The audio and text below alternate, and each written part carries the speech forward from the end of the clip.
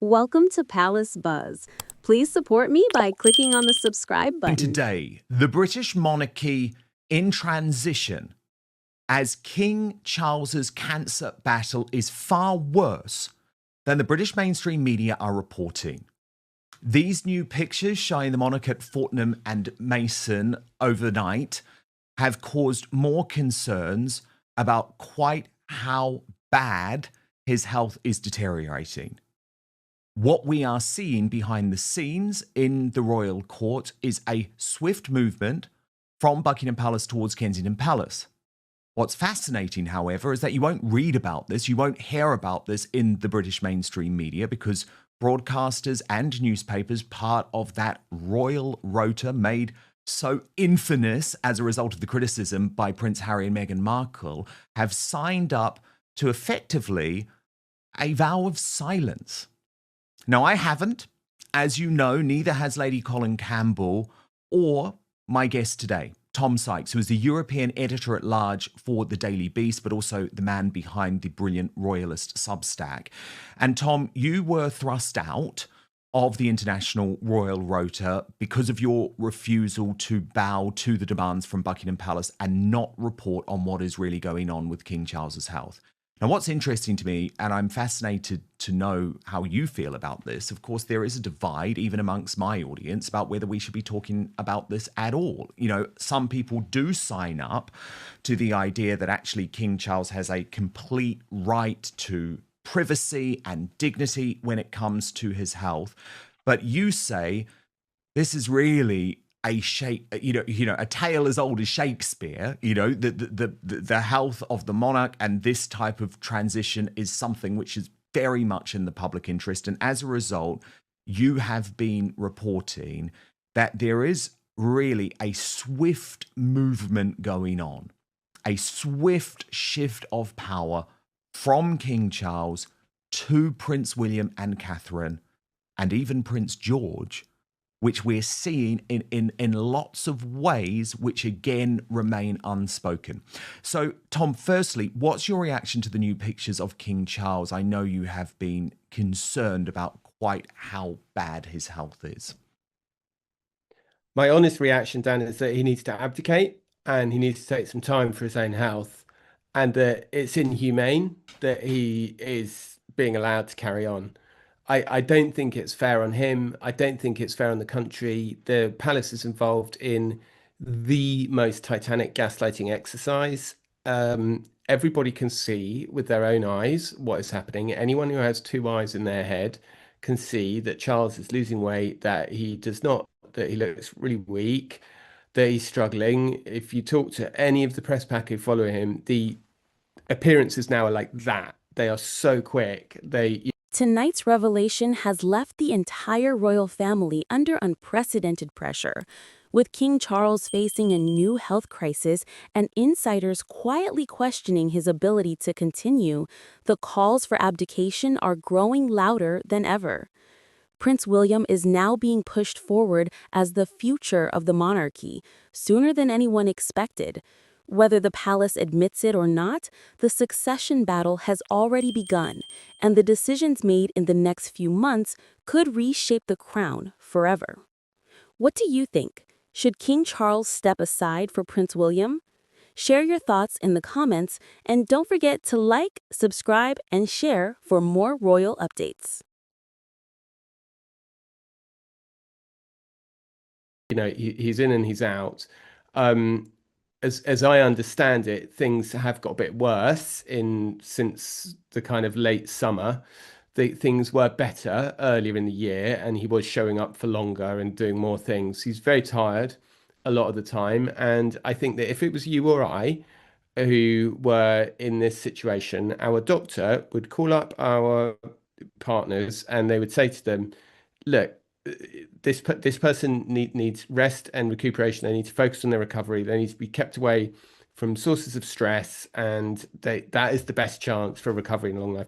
And I also think, by the way, that Charles, frankly, has made such a titanic mess up of his entire reign, and I feel very badly for him. I know he's waited his entire life to do this. He was handed effectively a beautiful, perfect china bowl when the Queen passed away. And within 3 years, the whole thing's in chaos. It's a complete mess. The handling of the Andrews situation has been disastrous. The handling of the Harry situation is going the same way.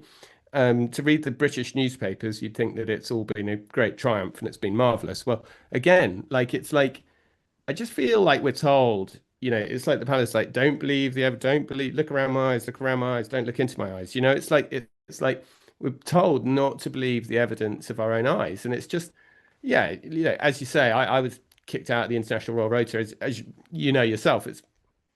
It's no great hardship not receiving press briefings from the palace these days, because it's completely degenerated into it's Pravda, propaganda. basically. 100%. Completely. It's 100%. just I mean, complete nonsense. I've always operated outside the Royal Rota. I personally think it has been the best thing I've ever done. When I launched Outspoken, I said I will break the exclusives that the Royal Rota won't. I mean, the only reason I was able to break Megxit, for example, back in 2020 was because I was not part of the Royal Rota. When it comes to King Charles's health... by the way, the Royal Rota rubbished you and said that story was all rubbish. Yeah.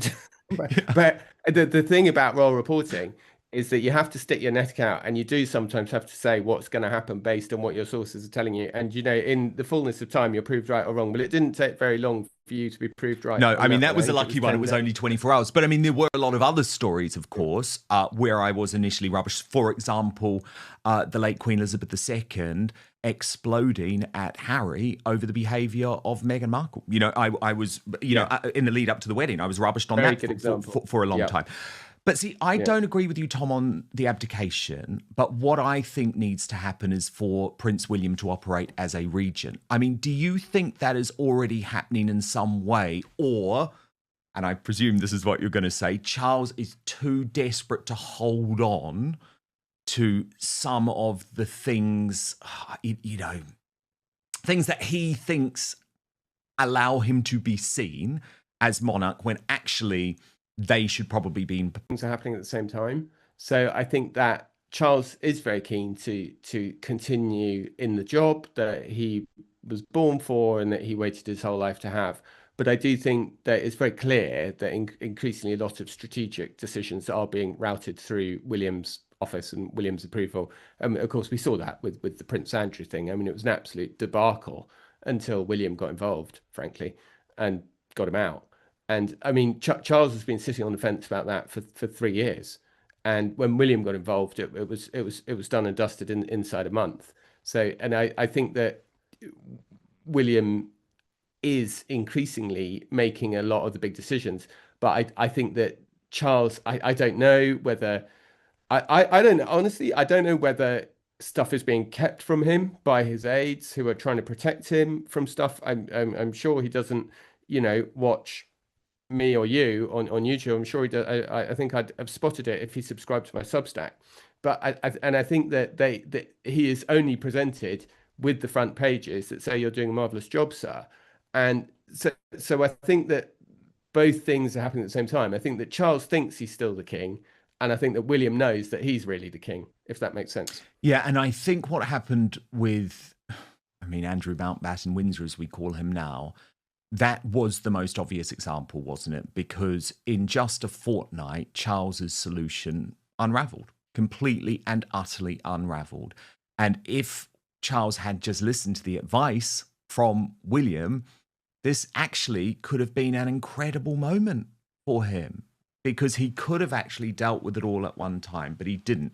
And obviously, I do have sympathy for the fact that he didn't want to destroy his brother's life. And I do understand, and I don't know how you feel about it, Tom, but I do understand the briefing that Prince Andrew's mental health does have to... Tonight's revelation has left the entire royal family under unprecedented pressure, with King Charles facing a new health crisis and insiders quietly questioning his ability to continue.